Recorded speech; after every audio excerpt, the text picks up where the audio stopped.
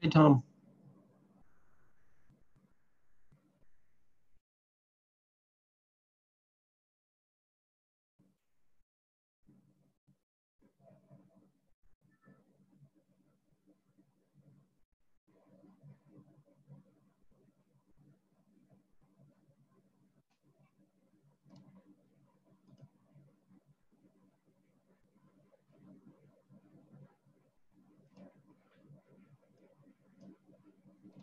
Hello, Lulu. Hello. It's my first time, and for a second I thought it was at 6:30, but it's 7.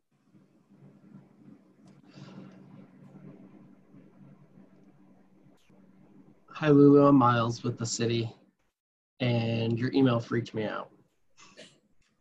Sorry. It's okay. Like, It wasn't just you. God. Somebody else was like, no one's here. Pretty sure it's 7. It's just from 6:30 on, and yeah. Yeah. The moment I clicked send, I was like, wait a minute, I think it's a communications department, and I'm here to just provide updates and hear what you all have to say. Just as an aside, Miles, I noticed that the recording was paused. Okay, there you go. No worries. Officer Sutton?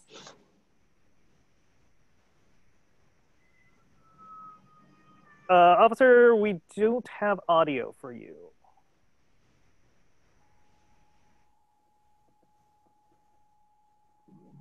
Luckily, we've gone through this before. So in the meantime, how about Tim Bonnin? Yeah, hi, I'm Tim Bonnin, Senior Park Planner with THPRD, and I am here tonight to present a netting extension at Cedar Hills Park. Excellent. Chase Landrey? Hi, I'm Chase Landry with the Community Development Department at the City of Beaverton, here tonight to talk about the Downtown Equity Strategy and hear from you all about what you all got going on. Fantastic. And then from our attendees, how about Dick? From, Good evening. Dick Nichols, just an innocent bystander walking down the sidewalk and saw all you guys. So I'd sit in and also volunteer on the BDA. Delightful. Rachel Phillip? Hi, yeah, I'm Rachel Phillip, and I live in Central Beaverton. Delightful, welcome. And Elle Harden.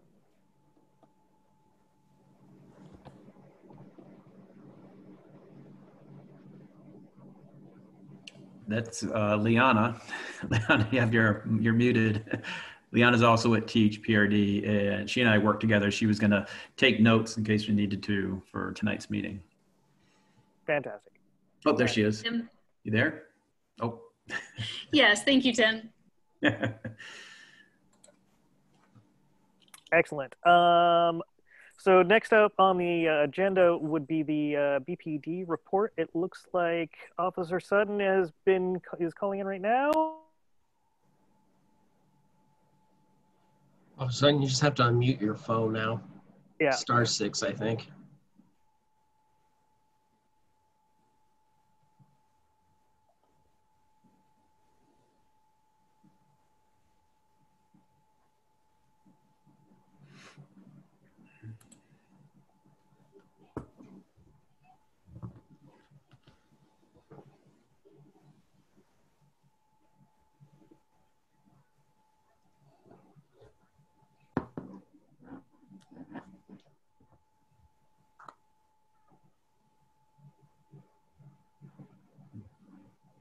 No, we can't hear you.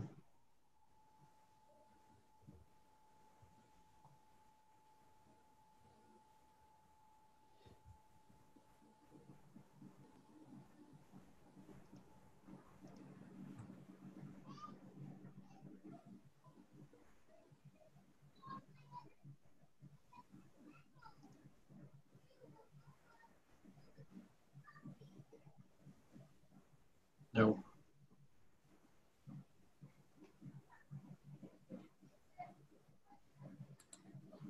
Yeah, we see you.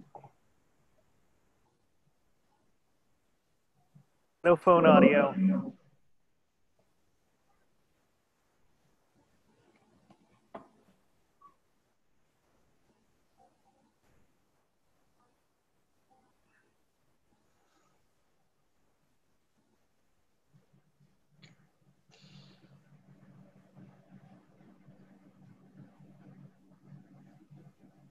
I think we're gonna have to skip over him, Tom. I can't.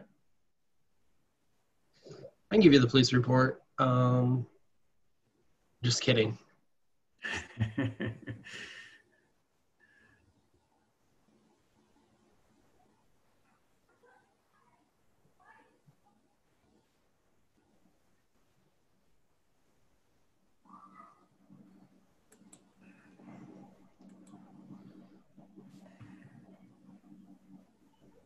All right, there we go.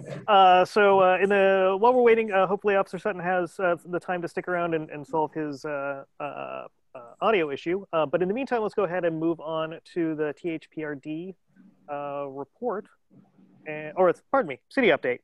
No, THPRD report. Now looking at my own agenda now. So Lulu Ballesteros Jones. So hi everyone again. It's my first time with you all as a liaison with THPRD. So I'm part of the communications department, as I said, and everybody calls me Lulu.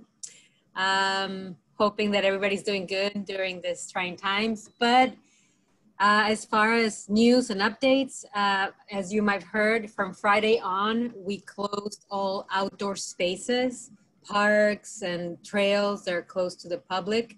To be updated, the best thing would be to go on the website, and as things get better, air quality wise, we will start reopening spaces. Also, from today on, we closed facilities for the public and for staff, so people can be home and be healthy. Then in September 8th, we opened up finally playgrounds and outdoor play equipment. We opened up basketball courts. On the 14th today, we opened up the tennis center, the Babette Hornstein one. Some pools will open at the end of the month. Interrupt me if anything, or if you have questions at the end, I will be here. And from August 31st, you might have seen, we opened up the athletic center, the one on Walker. We opened Conestoga. There's a very specific way in which we can register to classes or ask for a slot in the weight room. All that information is super updated at the website. It's not something that we can do right now, but as conditions are more favorable, we will have our free fitness in the park activities, Tai Chi, Zumba at parks, different parks around the district. Also, THPRD is expanding our out-of-school care options for families in a couple of our facilities. Also, we have, thanks to the Community Psychic Grant, we have many events underway, so also keep an eye on our website. Of course, having preventive measures and being very careful, but that doesn't mean that we cannot come together in a safe way and have events. Aside from that, we have a few projects, and some of them are related to Welcoming Week. As Amanda was saying, we had 3 welcome walks during Welcoming Week. They had to be postponed until October, but these are basically walks that we take to celebrate our immigrant and refugee community. It's happening later on with the Oregon Chinese Coalition, with ERCO, and other wonderful organizations. Aside from that, just a quick reminder that we have our virtual rec center for now that we cannot really go out and do things. And in general, during this COVID period, it's full of free fun activities from virtual classes, fitness, nature, all for free for the community in English and in Spanish. A lot of information, a lot to see on the website, and please reach out or ask me if you have any questions. Fantastic. Let's try BPD again, Officer Sutton.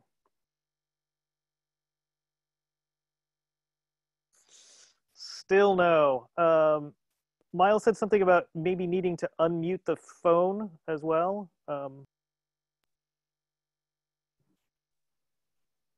Like *6-7 sometimes does it over Zoom. *6-7. Did that change anything? Yeah. That did it. How do you know that? Bingo. Thanks, Kevin. Yeah. Been there. You're a Zoom professional. Yeah. Thank you. All right. Well, thanks for having me. I'm sorry for the technical problems there. And on that note, I don't have anything earth-shattering for you folks. I do have a couple of tidbits of info to bring up.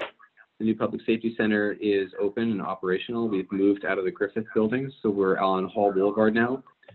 It is open to the public, meaning just like business as usual. So if you do need to come in and do anything, you're more than welcome to come down to the station, and just like it's a regular functioning police station, to make a report or get a report, something like that. One other thing I was asked to bring up is there is a new closed circuit camera program going on in the city of Beaverton. There's 3 locations. 2 of them are in the Beaverton City Park near the library. And I'm going to try to share my screen and show you a picture of them. So bear with me again. But there are 3 cameras in the city, and this is just something that we as the police department use to monitor if there is a crime in progress that's being reported or some sort of suspicious activity that needs to be viewed without actually sending an officer on scene. The only people at the police department right now that have access to these cameras are supervisors and above. So sergeants, lieutenants, captains, things like that.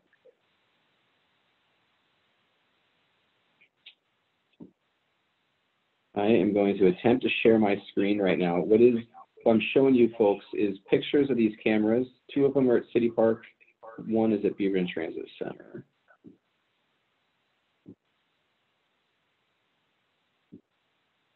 Can you guys see these cameras that I'm showing you? Perfect. Okay. So this is just a representation of where they're at. Obviously, the one on the far left, that's going to be on Lombard, looking towards the Beaverton Transit Center. And in case you guys weren't aware, that is probably the highest single location in the whole city of Beaverton for calls for service is Beaverton Transit Center, hands down. Whether it be suspicious activity or just 911 hang-up calls from the 4 different payphones that are there. So that's one of the reasons we have a camera monitoring that location, is we get lots of people picking up payphones, dialing 911, hanging up. So it's a way to quickly check to see if there's some sort of an emergency before sending an officer in person to all these calls. The next thing I'm showing, if you guys can still see my screen, is these signs here are going to be posted on the light poles of each camera, or at least where they're at. Can you guys see those as well? We can. Perfect. Okay. I don't have a ton of detailed information about this, but I could try to shag a question or 2 if you guys have a question about it. Go ahead, sir. Yeah, I got a few questions.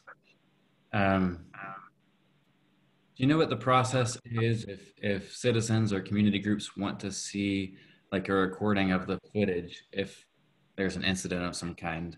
Is it like public record, or do you know how that would happen? You mean if something were to happen, like if you wanted to view a certain date and time, is that what you mean? Yeah. I don't know. That's a great question. I don't know what their retention period is, like how long they're going to hold on to that video. It might just be several days.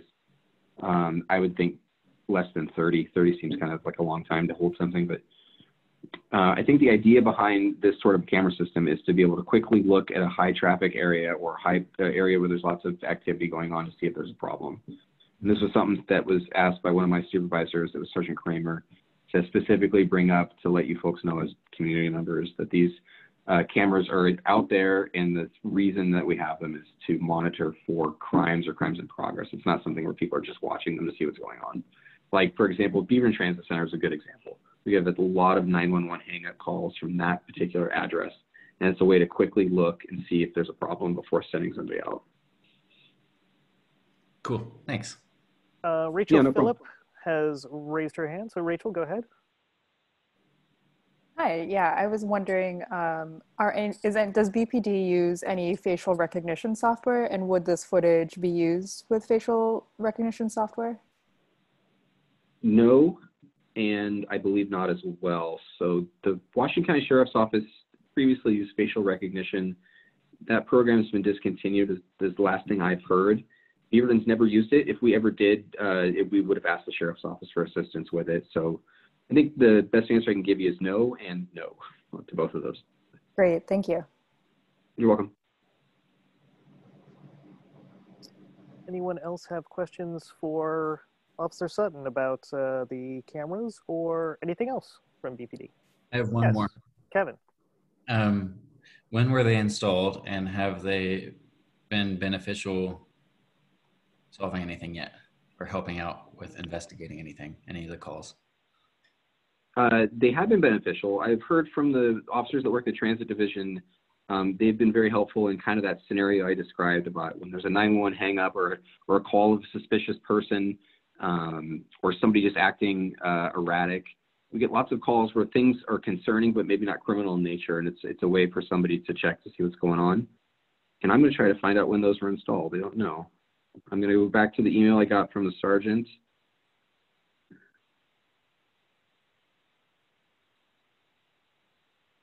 I don't have an exact install date, but I received this email on September 2nd. So I would think sometime maybe in the month of August of 2020. This is probably a good rough estimate. Cool. Thanks. Yeah, no problem. Excellent. And anyone else with questions or comments for Officer Sutton? Okay, well, thank you for joining us, and I'm glad we got all of the technical difficulties worked out. And yeah, my apologies. Hey, well, good seeing everybody. Absolutely. And I know I've given out my card before, but like I said, if somebody has a quick question, I respond best to email. Please email me. I'll do what I can for you guys. If there's a question or a concern, we can do what we can. So before you sign off, do you have access to the chat on your video feed? There should be a little pop-out panel. I do. I just opened chat. Excellent. If you can, maybe if you just type in your email address for sure. attendees to grab, then that's like giving out a card. So I'm going to throw my name in there.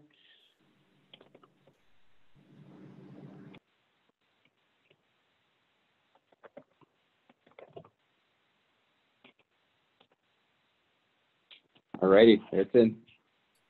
Fantastic. Thank you very much, Officer Sutton. Thank you, folks. All right, folks. Thank you so much. Have a good night.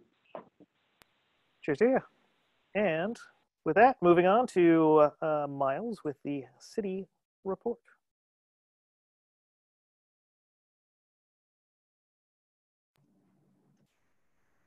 Okay,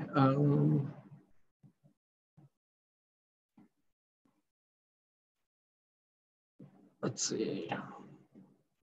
The city's community listening sessions have concluded. So the city worked with a consultant to hold four different meetings with invited community groups to talk about police reform and systemic racism. And they've concluded those conversations, and I believe the report is coming out soon or is going to be presented to council soon. I don't have the date yet, but if you go to beavertonoregon.gov/beheard, there's more information about the conversations, and that's where it'll be updated when they decide to talk about it at council. Beaverton Welcoming Week, we're right in the middle of it. It goes through the 20th to bring together immigrants, refugees, and U.S.-born residents to raise awareness of the benefits of welcoming everyone. There's 8 community organizations that received grants. They're doing virtual and in-person opportunities for cultural exchange. Events include storytelling, music, and cultural celebrations, dance, cooking workshops, small business support, and much more. And that is on beavertonoregon.gov/welcoming week. And finally, we're in the process of getting ready to implement the new city charter. So the new charter removes the mayor-strong form of government and goes to a city manager form of government. The city council is gonna hire an interim city manager to support the transition and while they look with a consultant for a professional full-time city manager. There's a lot of work to do. There's a lot of code to rewrite, a lot of things to figure out.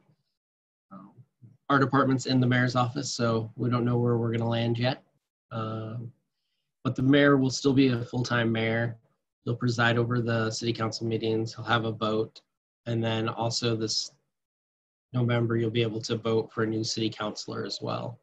I believe that there's 3 people running for that seat. If you have questions about the charter, you can always email me or beavertonoregon.gov/charter. Kevin. I have one question about something you mentioned there at the end. You said the mayor has a vote over the final city council member that's being added. No, the mayor will have a vote on city council. Okay, I thought you said something else after that. Okay, no, clear. No, you get a vote on the new city councilor. Yes, thank you. We all do. Thanks, Miles. Yeah. The mayor gets a vote as a citizen of Beaverton, but I think that's the extent of it.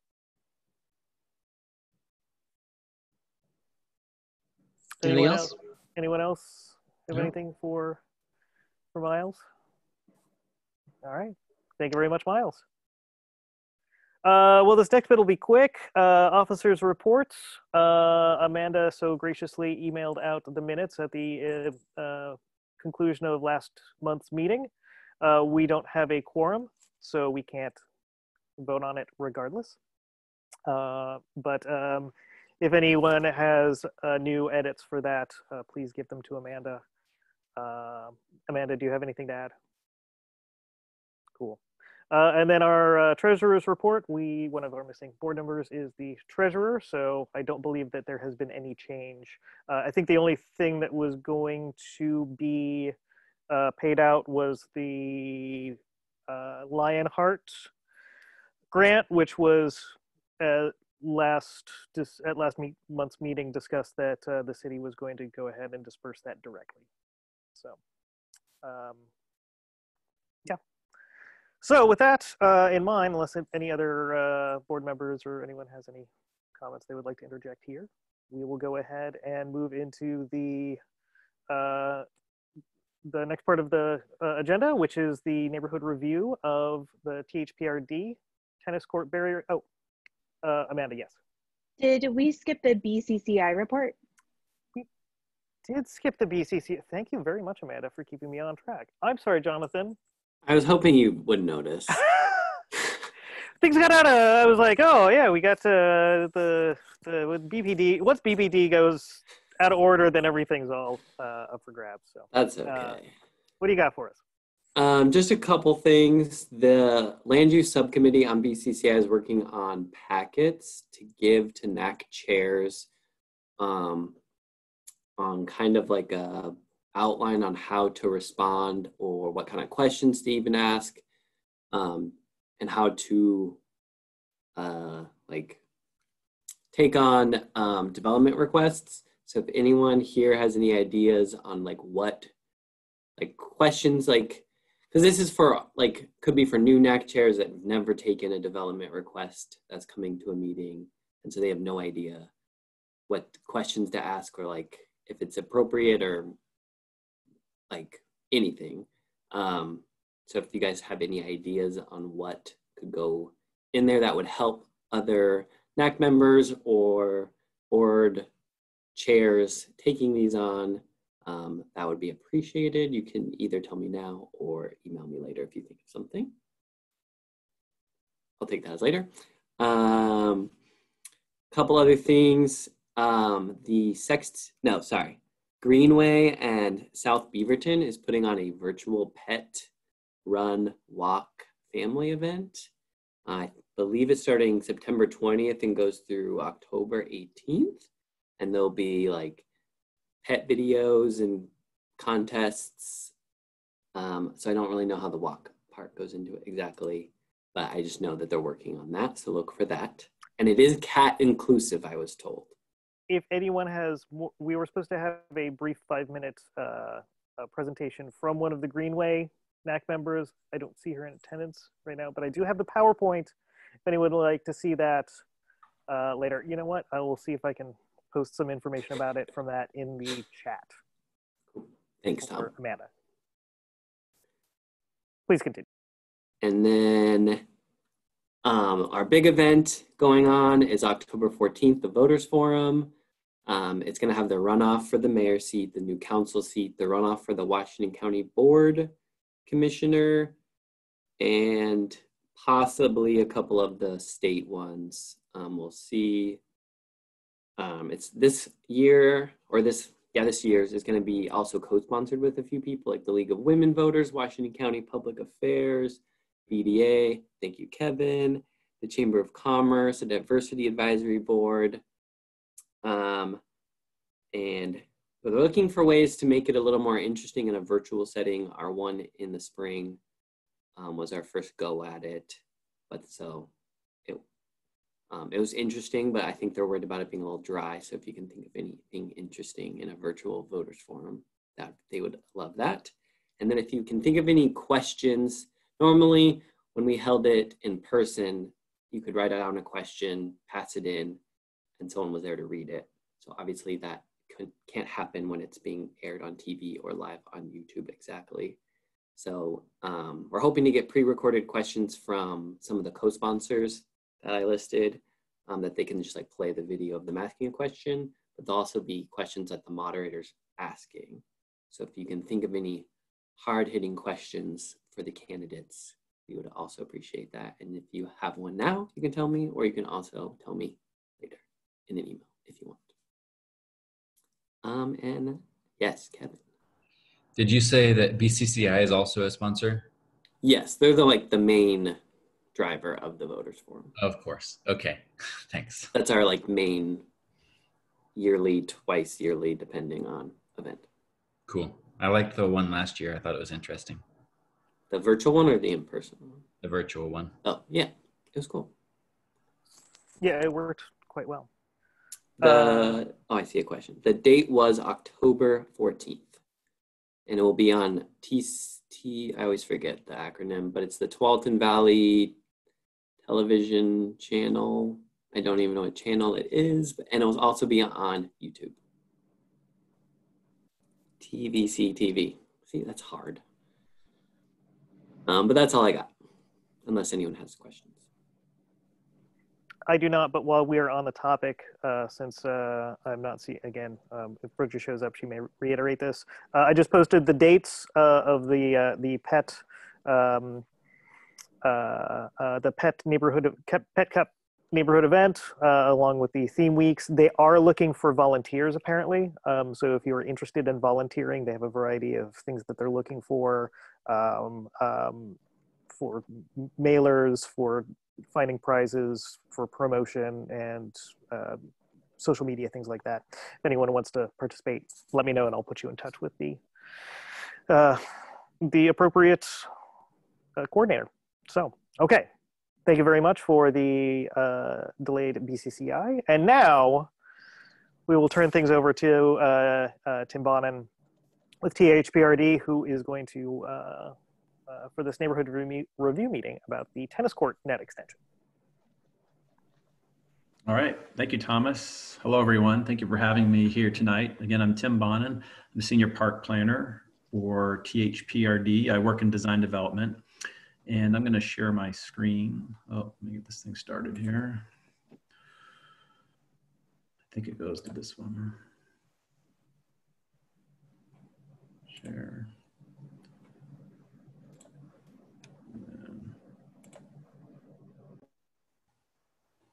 So, is it up on your screen right now? We have your screen, but we don't have the presentation. Just the Zoom web page launch. Oh, let me see, is there another screen I need to share? Try this one. That one? All right. Bingo. Okay, well, yes, so I'm here tonight to talk about Cedar Hills Park and about a sports net barrier that we want to add on to an existing fence. Why is it not? Okay. So if you're not familiar of where the park is, it's located on Cedar Hills Boulevard. It fronts Cedar Hills Boulevard, but also wraps around to Walker Road. There's a PetSmart on the corner with a gas station and a coffee drive-through there. But it's a pretty big park, about 11 acres in total. And about the park itself, so Cedar Hills Park went through a major renovation. We started back in summer of 2018 and then finished it and reopened the park in fall of 2019. And so some of the things that we did with this park is we added a lighted multi-use court, which is actually shown in the picture here.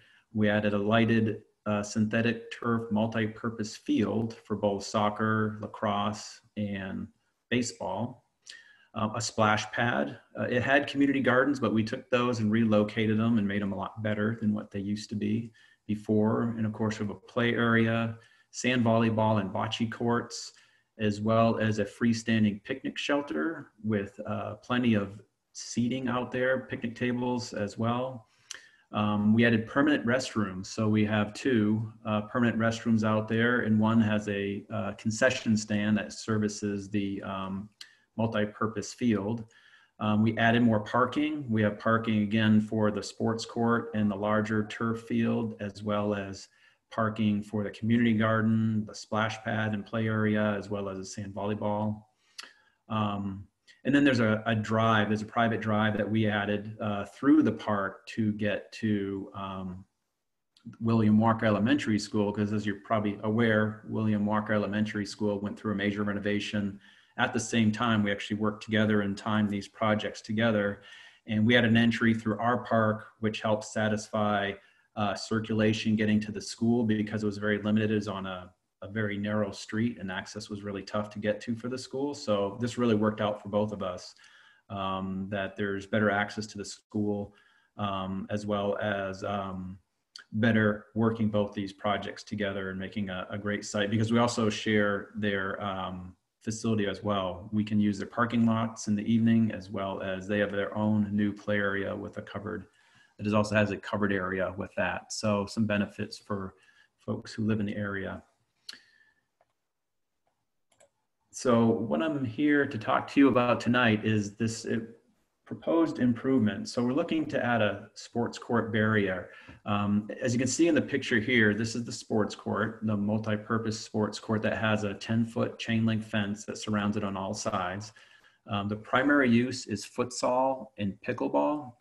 And futsal goes east-west and pickleball goes north-south. So if you're unfamiliar with futsal, futsal is a lot like soccer. It's 5-on-5. Played very similar to soccer, except it uses a smaller ball, and the small net is actually, you can see it in the picture on the screen, and it plays on a much smaller court. So it's very fast. It's more of a technical foot skilled sport rather than soccer itself. We are playing over a very large area. So very popular. I'm gonna think for a second. This is our first futsal court. We're looking to add more in the future. And then again, there's pickleball, and pickleball is very popular, especially in Beaverton, but a lot like tennis, but it can be played on a smaller court. And so we have, I think there's 3 nets that go across this court. So it's very popular so far. It's actually, every time I go out there, there are plenty of pickleball enthusiasts standing in line and ready to use the court. We don't have futsal out there right now due to the pandemic because it was considered a contact sport. So the nets are down right now. But as far as the net itself, as shown in this picture, is actually a sketch of it. What we want to do is add a 6-foot section of netting to the top of the fence. And that will help prevent errant futsal balls from leaving the court. We realized that sort of after the fact, once we had built the court and kids started kicking balls against the fence and they're getting close to the top, and we saw one go over the top. So we were very just concerned about that, obviously, and there's a, there can be a large amount of traffic on Cedar Hills Boulevard. So this will be one way to ensure that the balls are contained within the court itself. And so part of the process of this is that we have to, present this information as a public meeting to let you know what we're up to. And then what we would do from here is make a submittal to the city of Beaverton. It's through land use. That would probably be in the next month or so. It's quite a process, just because this netting is within the setback of the street. You have to go through what's called a Type 3 process, and it's very daunting. And so that's our next step, is to take this information and then put in an application to the city, and then it would also be presented to city council. So this won't be the last time you'll see it. You would also get a notice in the near future. And it's probably be a virtual meeting as well. We'll present this to city council, and I don't know the timeline for it, but hopefully before the end of the year. So that's what we're looking to do. My next slide, I think, just talks about ask for questions if you have any questions. So again, here's the court in front of you. This is it. Oh, here it is with the pickleball net set up. So we have 3 across. And again, the netting would go on the other end of it. That's Cedar Hills Boulevard. This is looking west towards Cedar Hills Boulevard, and we'd add that net to the other side. So is there any questions that you have that I could help answer? Just to clarify me, that looks like the net is coplanar with the fence that's existing there. Is that correct? Yes. Okay. Yes, it so is.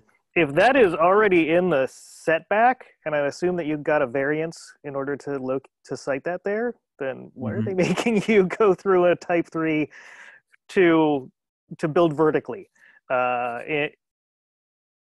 Was there anything did the city give you any clarification on that, or were they just?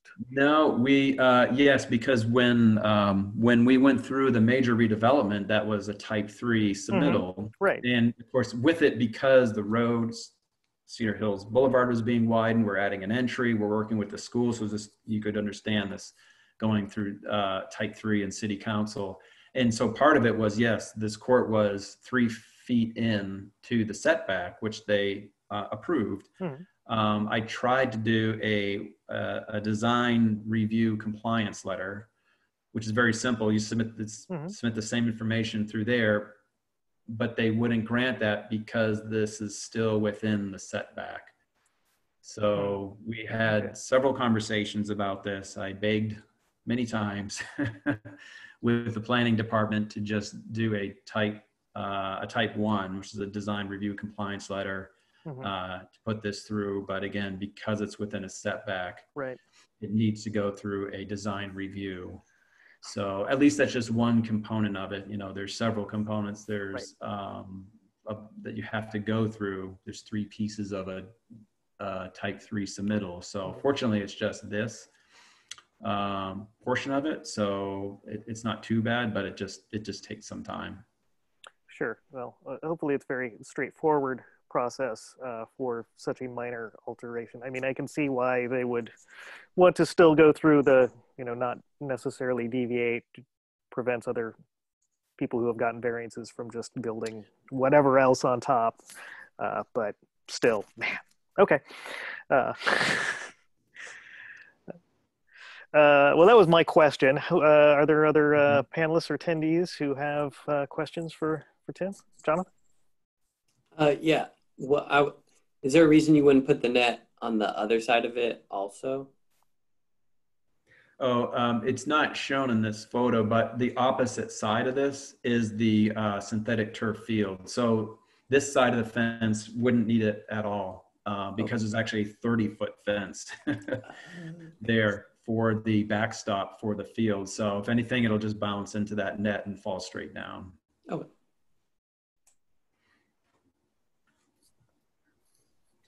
I'll add one thing. Just sorry they have to go through this long process, but thanks for making such a good place for us.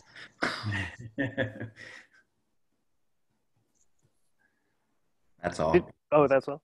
So wait, so okay, so if you had the ability to attach the net to, without adding, I saw that you're adding support pillars and whatnot, but if you could have angled that only attaching to that part, would you, only attaching to that existing like rail, chain link rail, and had it instead canted in over, so it left the, you know, it sloped away from the public right of way, do you think they would have still made you go through a type 3?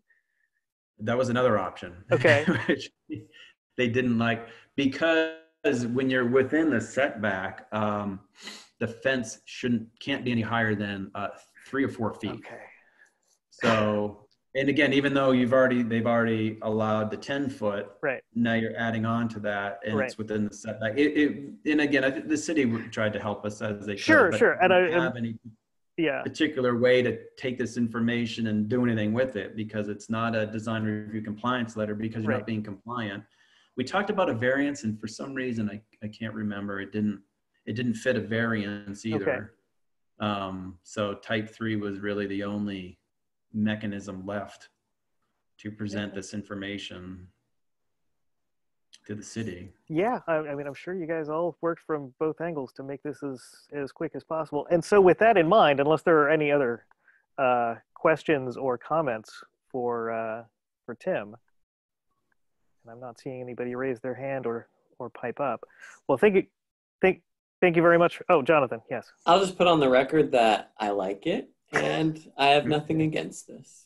All right, thank you, Jonathan. It looks like a very efficient, cost-effective, straightforward solution. So thank you very much for spending the time with us, and hopefully the rest of this, if you need any other support through the rest of your process, please let us know. Okay, well, thank you all. I appreciate your time with this. Absolutely. So let me see if I can end this and slide. Is it back to you now? Okay. It is indeed. Okay. Fantastic. Great, thank you. Absolutely. And with that, we'll go ahead and slide right into the next agenda item, which is to Rachel Thieme, is that correct? Yeah. From the City of Beaverton, with a presentation of the draft of the Downtown Equity Strategy.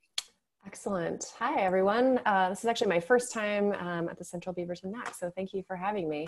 My name is Rachel Thieme. I work in economic development at the City of Beaverton, and my colleague Chase Landrey from the Development Division is going to give some of this presentation with me.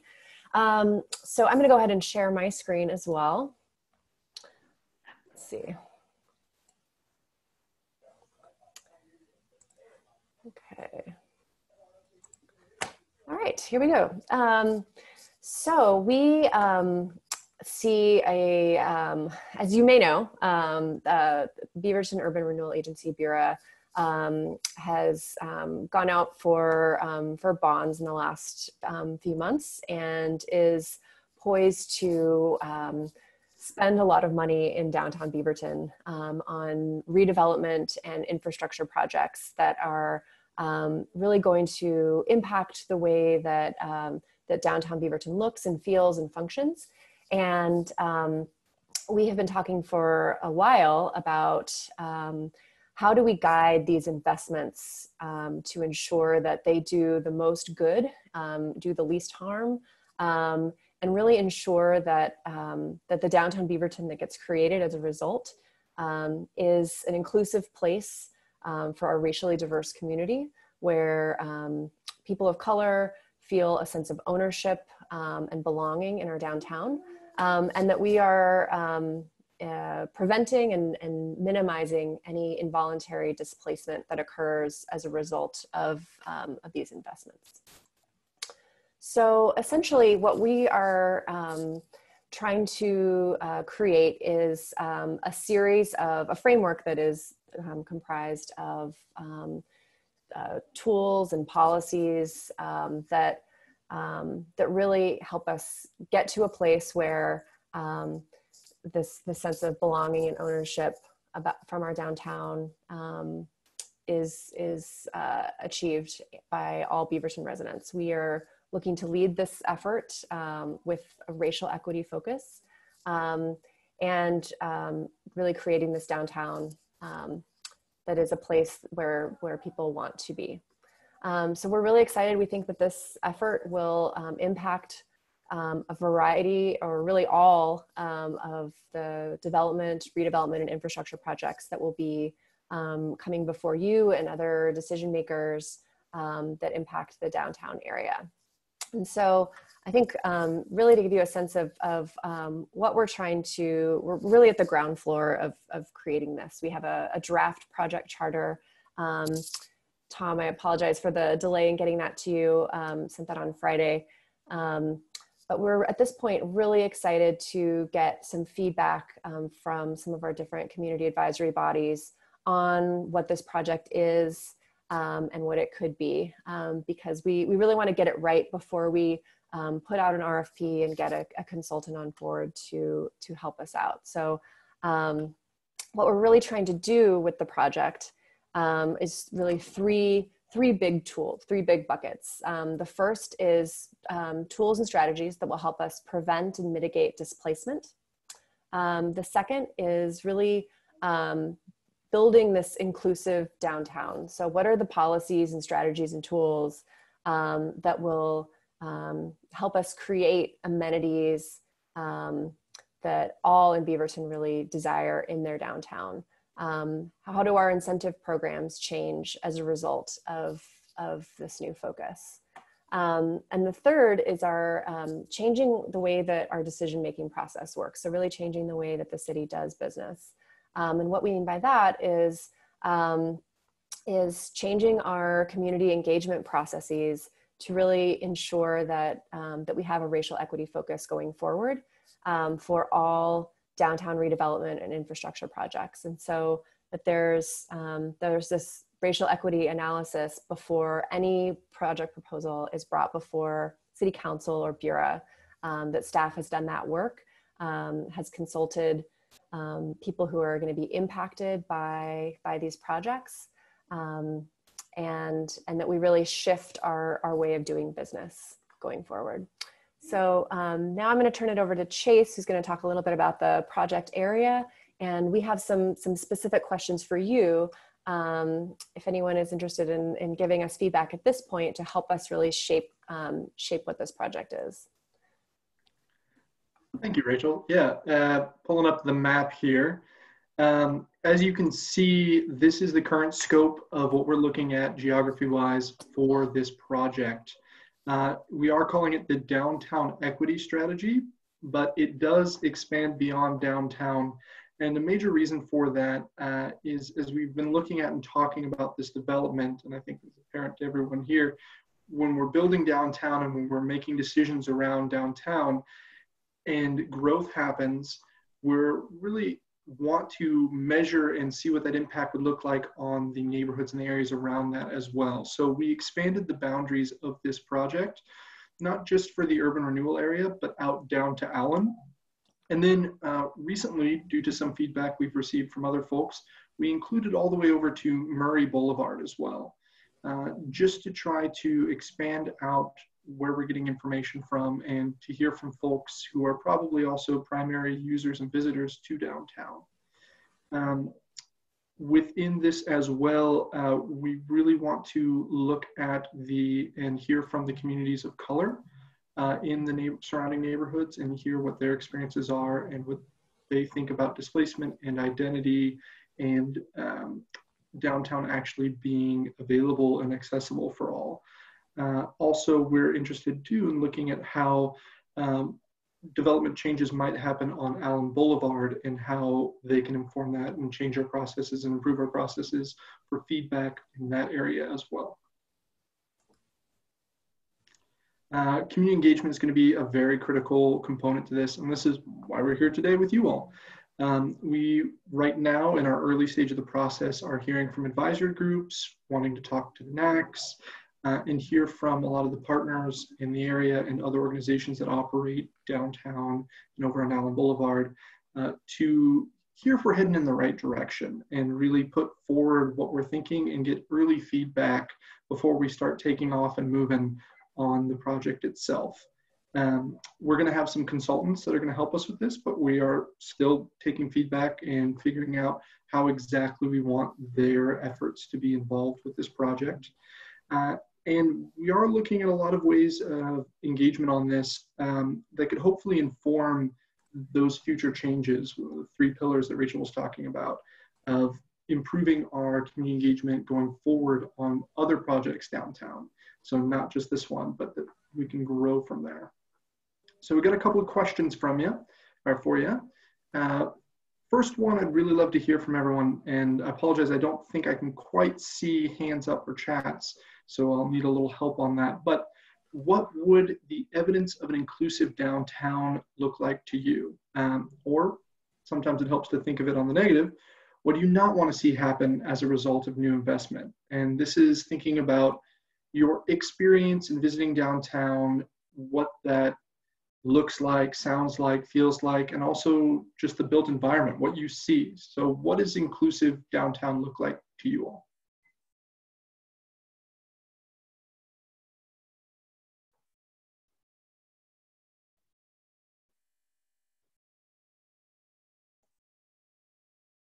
Any attendee is free to unmute themselves and chime into the question or raise your hand and I will notice you, but for those in attendance.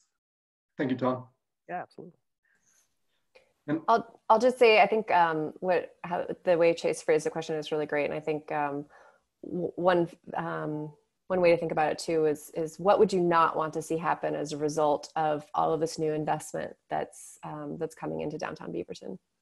What would you not want to lose or have change? Jonathan. Thanks. I think what I would not want to see is minorities or people of color being displaced from like their homes. They're in housing that's affordable now, and businesses that are diverse and maybe could not afford a brand new space that could get rid of an old space. Thank you, yes. Yeah, I know that the downtown, I'll just go ahead and pipe in. The downtown has recently just lost a minority-owned business that had been there and was a draw for quite a while, and that's unfortunate. And I know that there had been some contention with another that was involved with a city and community-led project, and yeah, it would be good to make sure that the existing members of the business community and the residents are preserved, and that we can expand the appeal to all demographics that we have, particularly since Central Beaverton's feeds includes the downtown area, and I really appreciate that. I tend to think of the downtown area as stopping right at about Farmington. And it is nice to see that, yeah, it's included there. There's a lot more that's going on the north side of Canyon in terms of both minority-owned businesses as well as just now, new communities arising in there. So thank you for reminding me that downtown and Central Beaverton doesn't end at Canyon or at Farmington, and we're a bigger community than sometimes I think. But yeah, to be able to include what's existing with it, and I'll let you go ahead and proceed with the rest of your questions and presentation, and save anything else that I've got for later. Amanda has a question. Oh, please, Amanda. Oh, yeah, I will.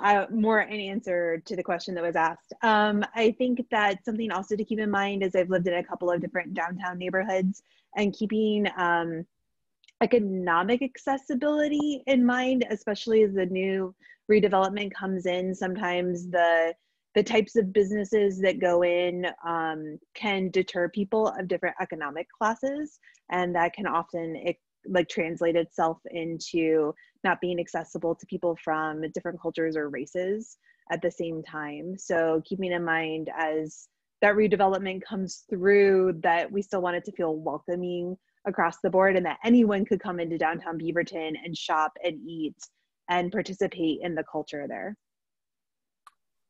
Yes, exactly. Hold on a second, Kevin. Rachel Phillip? Hi, yeah. I also wanted to add, I think what I would want to see is a place that is easy to get around and also easy to walk, which means good sidewalks, a lot of like trees around, so it's not, you know, if you're walking out in the summer, it's not, you have the shade that will eventually grow in. And similar to what the previous person said, like I would also not want to see like people feeling like this is an exclusive like place, like having public spaces where people can gather, not necessarily just to shop or just to buy something, like park settings, for example, are like a good example of like places where people can come together without having to spend a lot of money, for example. That is something I would really want to see. And is part of that for you, Rachel, just to follow up, you're talking about good sidewalks and shade. Is that also safety of the pedestrian realm? Is that tied in there? Or yeah. And also, you know, if I would say, yeah, safety as well as, you know, not wanting, you know, I don't want to have to like get in a car to go, you know, different places. Like if I'm spending a day downtown, for example, you know, if I can like comfortably walk around, yeah, or have like other easy transit options that don't necessarily require a car, would be great. Thank you. This is Birgit, and I'm not from Central Beaverton, from Greenway, but can I give my opinion too? Sure. Okay, so I would like it mixed, and I think it's a misunderstanding to assume that minorities are the ones who have little money or need to be help to stay, and that's, I mean, that's what I think we need to be careful about. I mean, I'm German, white woman, and I can't show myself because somehow that doesn't work. I can't do that. But anyway, so again and again, I want to point out that it's not about minorities and low income. It's maybe low income for anybody. And then how do we attract minorities that we don't usually have in Beaverton, maybe in some areas. And so it should be a mix, and it shouldn't go only to one group or the other group. It should be a healthy balance so that Beaverton can be viable, this city, central city. Thank you for that feedback, Birgit. Yeah, I think one of the things that often comes up in this discussion when we're talking about this, we do have a lot of ideas of what we want to keep, but I do like also thinking forward of how we can build it as well to be more inclusive in the future. And those are some of the ideas that are a little tougher to gather and think about, but I think folks have a lot of good feedback to provide.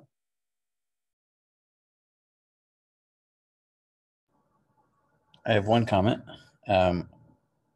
First, I've appreciated and I've agreed with the other comments that people have made so far, but I think about property ownership, and was looking at the census data for downtown demographics recently, and just how massively overwhelming the percentage is of renters in downtown or of the central Beaverton area. And that's not really surprising. I mean, there are a lot of apartments here, but I'd love to see some sort of economic support or support for people who want to own their homes or own the buildings or own their businesses who are local, and just helping reduce the barriers that might exist for some people. Thank you.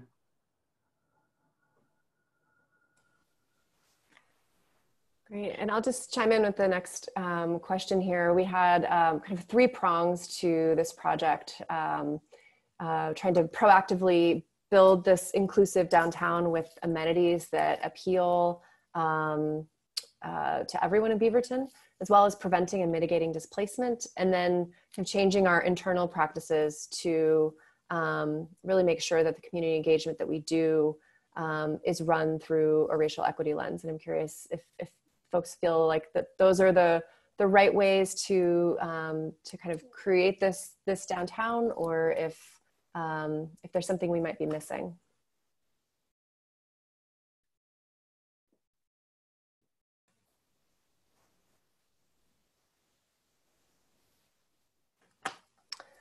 All right. So let me just, just for clarification, this is primarily for the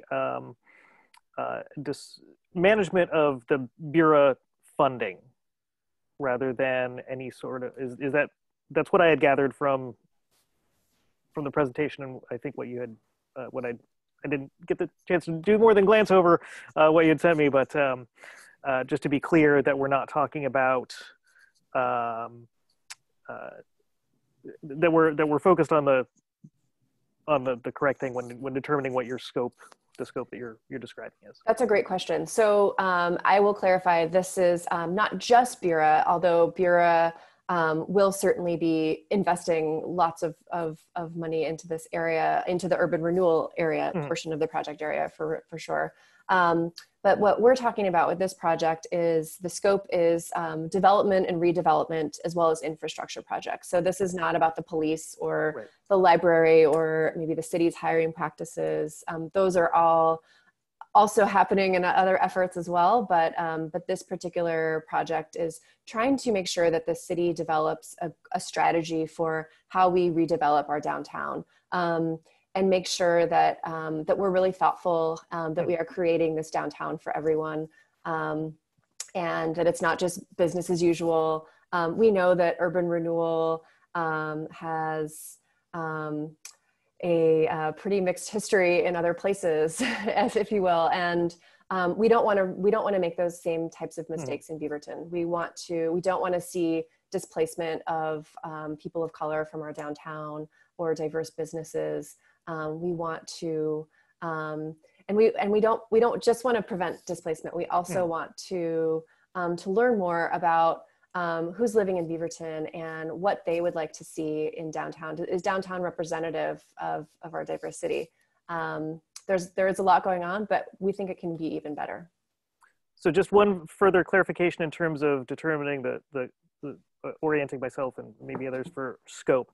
Are you advising or otherwise coordinating with things like the Downtown Design Project and the Allen Business District, and those geographic scope type code? You know, the real, where there's two ways that you can change things. You can change policy, and you can change the amount of money, resources that people have, and I'm just curious as to how the kind of flow goes there. Yeah, great question. So we the Allen Boulevard plan is done. Lots of things are still to be implemented. The Downtown Design Project code rewrite is mostly done at this point. So moving forward, this would impact a project like the Loop or other projects coming out of the Downtown Design Project, because we're looking to change the way that the city does community engagement downtown, and we're looking to make sure that those projects are building that inclusive downtown and are not displacing people as a result of those projects. And so while we expect this project kind of next steps wise, and I'll get to that slide in just a second, of going out for RFP to find a consultant, we're probably not going to have all of these strategies and tools developed for at least a year or a year and a half, just to be honest with everything that we want to do here. Projects are going to happen in the meantime, but our intention is that projects like the Loop or other infrastructure or redevelopment projects, such as how Bureau acquires property or how we recruit restaurants, or things like that to our downtown, that they are put through these new strategies and tools. So I hope that's kind of clear, because we're still doing all these things. We just haven't approached this work with the focus on racial equity in any kind of coordinated way. And so that's really what we're looking to do with this project. And to be clear too, we're working closely with those teams as well. Sure. Absolutely. So keeping up to date on everything that's going on with them and informing each other, hopefully. Right. Yeah. Rachel Phillip had another comment, I believe. Yeah. Hey, so I think, it's great to see that the focus is like an inclusive downtown and like preventing and mitigating displacement and like a lot of other ills that we've seen of gentrification. I guess the one thing, like as someone who lives there and like has been cooped up inside because of like insane smoke is like the other like scope I would like to see on this is like, how do we do things of like with climate change and like good climate policy in view also as something that guides decisions. You know, maybe this is like an overly ambitious thing to say, but like it would be great if like the city of Beaverton was like one of the places like people look to as like a leader in like climate policy, and like how do we, you know, revitalize our town to take that into account, because that's going to be, I mean, we're already seeing that it's a huge issue that's affecting all of us right now. So that would be the only thing that I would love to see added as a way to approach this project.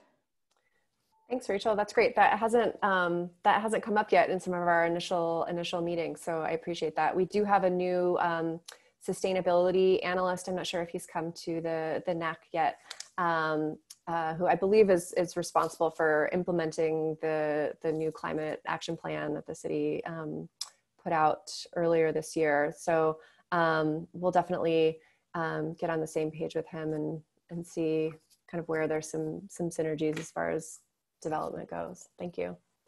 Great, thank you. Yeah.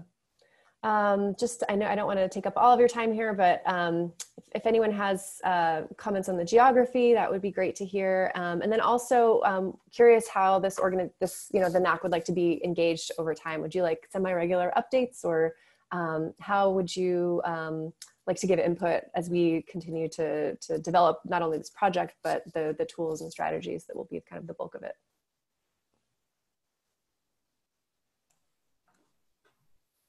Yes, Jonathan? I'll answer for both. I think the geography is great. I really like that you included Allen, especially with that district plan. I forget what stage it's at, but as that moves forward, I think that will be very important, since I think that's one of the more diverse like business areas in the city. And then personally, I would love regular updates on this as part of Central Beaverton. Yeah, I don't think you're going to have the membership here shy away from more information. And that goes both ways. I mean, that includes asking more of us, whether it to be assisting in feedback or with projects to reach out to the community, because that helps strengthen our own committee as well. Great. So.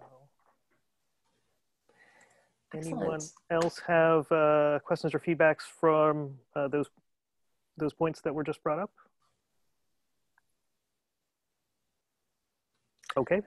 All right. Well, I'll be happy to put my email in the chat in case anyone has any follow-up feedback. Just to kind of give a review of next steps, we have our draft charter that's going to be out for public review. We're going to present publicly for the first time at BURA next week. And then after that, are hoping to kind of take this on the road for some more initial community engagement, really just to make sure we have the right project. We are looking to do some pretty in-depth community engagement, as Chase mentioned, including, culturally specific focus groups and really, having, really in-depth conversations with community partners, figuring out how to reach renters, all these things that have come up are going to be really important. At this stage, we're looking to make sure we have the right project. Our team is going to be doing some racial equity training, which I'm really excited about. Then we're going to be drafting our RFP for a consultant, and then doing some kind of equity talks, probably early winter for council and BURA members. So that's kind of what we have next up. And so we'll figure out, I'll work with Miles and you, Tom, to see what makes sense for like the next point to come back if there's a piece where we really need feedback on, or if you guys would just like an update of kind of where things are going, we'll figure out what makes the most sense. Absolutely. Great. Okay. All right. Thank you. Thank you very much. Well, let's see. We did have, this is going to be the place where I was going to interject and deviate slightly from the agenda and give Birgit from Greenway NAC. We had previously talked briefly about the the pet event that you are hosting and coordinating, but if you would like to go ahead and give us some more information about that, that would be fantastic. So. Sure. Do you want to give me some, can you give me share privileges so I can share my little PowerPoint? Yeah, I just love that thing. Yes, and I'm not sure why. Or you could share it because. Yep. Oh my goodness. Well, that's what. Yes, there we go. That's what happens when you ask me to do things as I accidentally.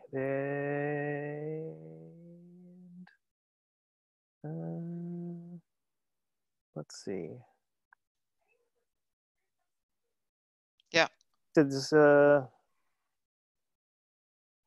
Oh, there we go. Fantastic. Mm-hmm. All right. So, can you see? So this is our COVID Pet Cup virtual pet walk run activity. We wanted to be very inclusive here.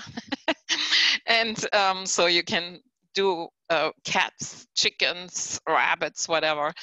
And what we wanted to do or what we are asking people to do is post if you walked or ran 1K or 5K walk run. If you post a video or picture for challenges like a pet trick or look-alike or costume photos of the pet, and cats are included, and any other pets that people have. Another option we thought was an optional donation to an animal rescue charity, and all of these entries will go into a big drawing for prizes. And that we will also have a little bit of a judging what's the best and stuff. But and so then people will get a prize, and we are actually trying to get prizes here from the different areas here in Beaverton, and we will buy everything because we want to support the local businesses. And not ask them yet another, like, give us a donation. So that's kind of a new approach in this particular time. Our goals are creating community, being flexible and inclusive, family-oriented, and pet awareness is what we are trying to aim for. Now the timing is from the 20th September to the 18th of October. So for 4 weeks you can post stuff. And that we do that in conjunction with all of these things I found on the internet. And particularly the one I liked was the Dogs and Politics Day. That's probably the best, given all the things that are happening. And you can do it anywhere. And we needed still volunteers, but I wanted to just show the rabbits with the with the mask. But if you want to help with anything, let us know. We definitely could use help. But anyway, that's kind of what we are doing. Miles might have already mentioned he is the creator of the links and the registration and all that kind of stuff. And so that's it. Any questions? Any excitement about this? Anybody can participate. Really something fun, and hopefully by then we have less smoke and all that. Very true. So I will put, just reiterate that the link that she mentioned was posted by Miles in the chat, so it is available. Excellent, super cool. Thank you. Thanks for letting me talk and even give some input. Oh, Kevin has a mess. Yeah, I just have to say congrats on thinking of something so creative. It can be really hard to plan a virtual event, and I think you guys have done something actually really interesting. Yeah, and you can do it however, right? You can do it wherever you want. Thanks. Excellent. Anyone else has questions or feedback? All right. Well, Birgit, thank you very much for joining us. And hey, Tom. Yes, Kevin. Birgit, if you can put your contact information in the chat, Lulu was asking for it. Oh, yeah. Thanks. Good point. Thank you, Kevin. That's all. Yeah, you got you. Yeah. Don't lose it. All right. Thank you so much. I'm going to leave.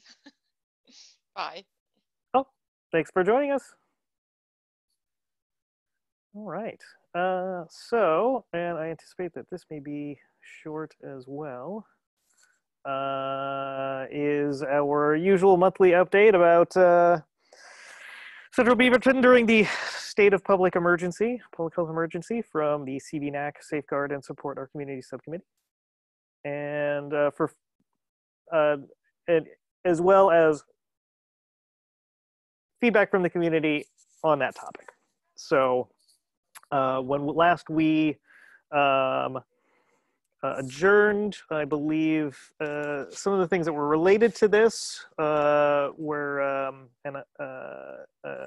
John Duggar was going to be writing a letter on behalf of the NAC to the county commissioner and or commissioners, and I have not heard from him on that yet. So, as well as, does anyone have any more information about the way that the mask fabrication and distribution have been proceeding? I know I still have some masks. Okay.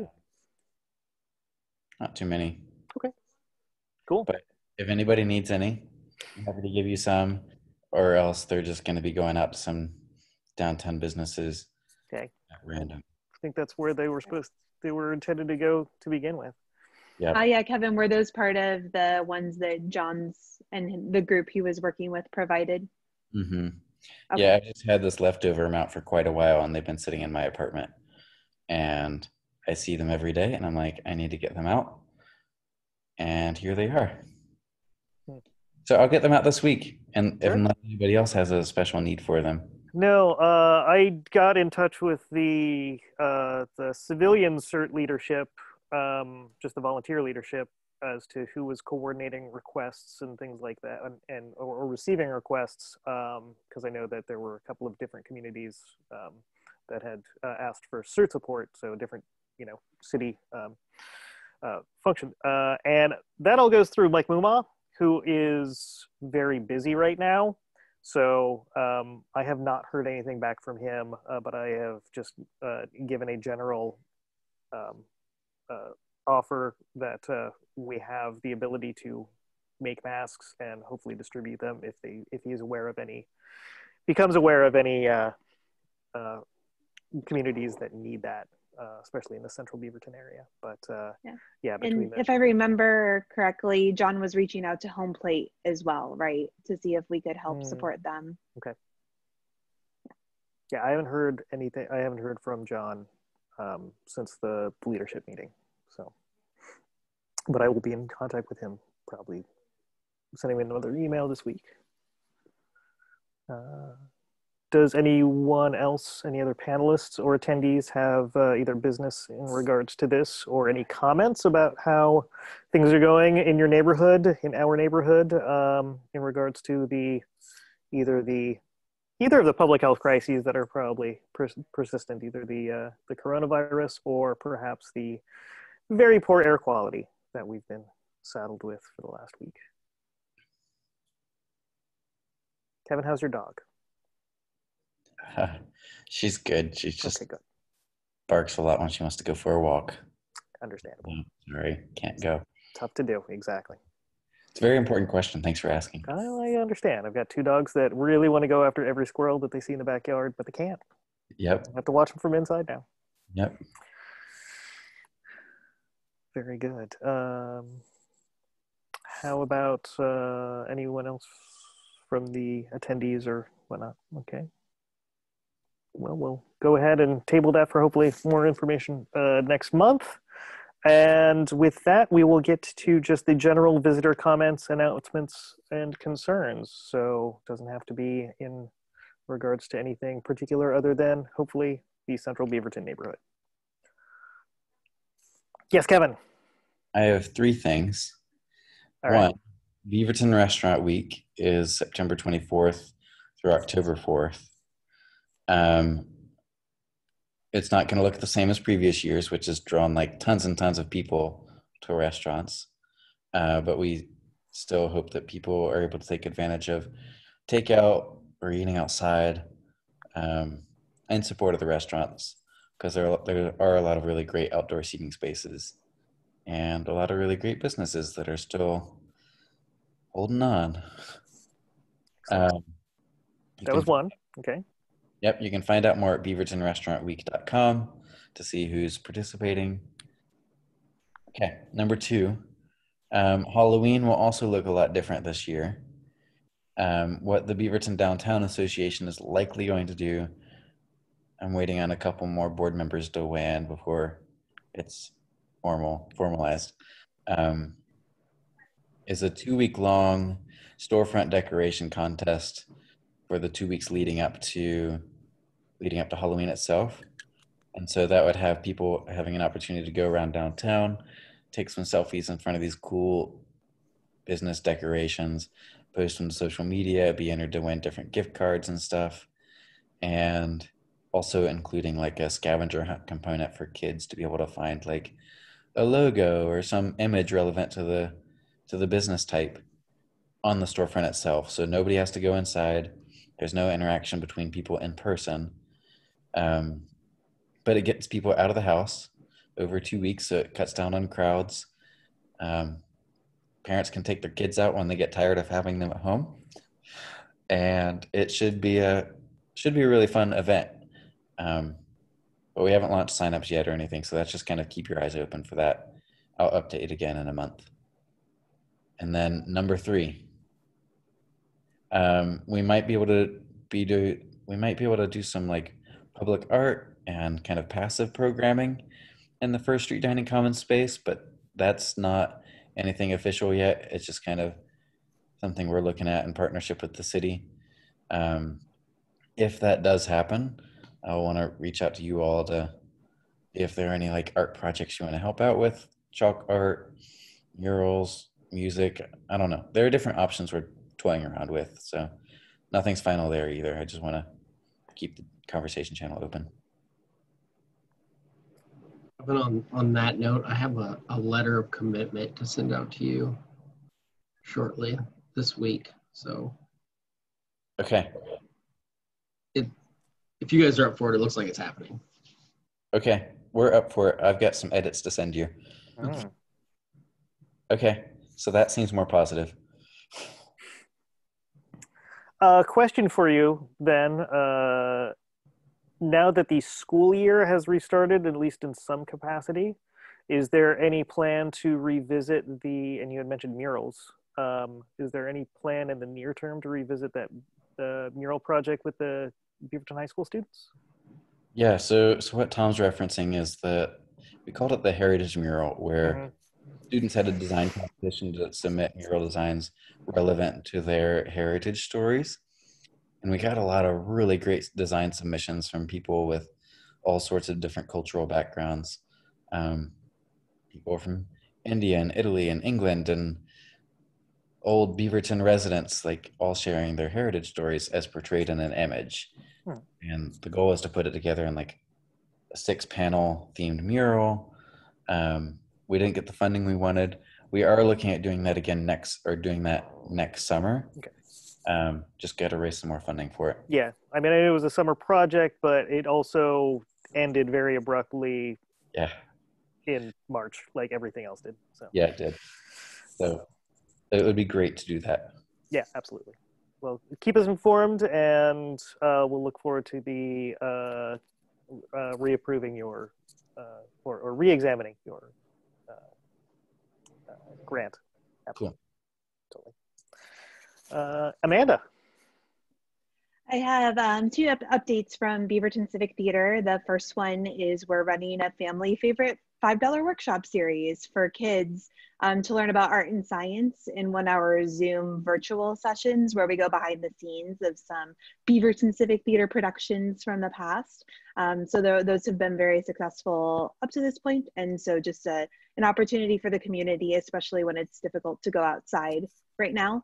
And then also as part of Welcoming Week, we're premiering a multicultural version of Cinderella, where we've partnered with some local organizations and community members to present the story of Cinderella in English, German, Hindi, and Chinese. featuring local actors and volunteers that have helped us with narration, translating the script, coming in and participating and filming just one at a time. And we have a talented videographer that's going to make it all seem like they're in the same space. So we're pretty excited. The final edit is almost finished and it premieres on September 20th at 2 p.m. And then it'll be followed by a community talkback that includes some of the actors and our community partners. So I'm going to pop in the chat box the link to register for your free tickets. Cool. I have a couple questions. One question. So September 20th is a Sunday, and I'm unable to make it, or if anybody's unable to make it, will it be saved online for people to review later? It will, yes. So we'll post it to our YouTube page, and then it will be linked on that same registration site for anyone that finds out about the project after it's already had its live premiere, so that they'll be able to access it and watch it when it's convenient for their family. Awesome. I need to follow your YouTube channel too. There's not much up there, but you'll see some blasts from the past with some of the videos that are there. Cool. Thanks. Was that one thing or two things, Kevin? That was my two things, the workshop and the multicultural Cinderella presentation. I thought Kevin had two questions for you. I have multiple questions, but it turned into one. So, so I have a question going back to the family workshop. What exactly are the behind-the-scenes science at the Beaverton Civic Theater? Yeah, so we go behind the scenes where you get to see a lot of our props and costumes and how they were created in connection to different things. One of our workshops, for example, is a space science adventurer workshop. So we dive into, we did a production of Silent Sky where some of the first female astronomers were considered computers. And so as part of the workshop, the kids actually get to experience what it was like to kind of try and catalog the stars in the sky just like they did. And we learn a lot about cool space science. I had a lot of fun putting it together. And we have, for example, another one, we just did a senses workshop this past weekend where we talked about how our senses work, but then also tied that into like, how does an actor pretend to eat food or smell food on stage? And how do we use sound in order to tell the story and enhance the world of the play? And also, how do we even hear sound anyway? So we're tying in those real world practical applications, but also doing it in a fun way that gets kids excited about storytelling and art, and we play a lot of games the whole time. So very cool. Yeah, Excellent. they're pretty cute. Thank you for letting me know. Yeah, of course. Other comments or questions from the community? Okay, if not, we will see you at our next meeting, which is October the 5th. And with that, we're adjourned. Thank you all for coming and presenting or commenting. Rachel, Rachel Phillip, thank you for attending. If this is your first NAC meeting, I hope it will see you or at least your name on a screen in the future. Same with you. Thank you. Absolutely. Bye, everybody. Bye. Thank you. Good night.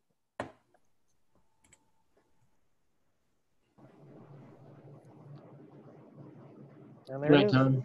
Good night, Miles. You gotta go put the kids to bed. You look like you could put yourself to bed too. Always, man. You'll see. Next month, you're gonna be like, Miles, you were right. I should have taken more naps when I could. Yeah, it's true. What's the date? So far, the 23rd. So we are looking at 9 days. Nice. But who knows? Knowing between my wife and myself, this kid's probably going to be late because that's just who we are.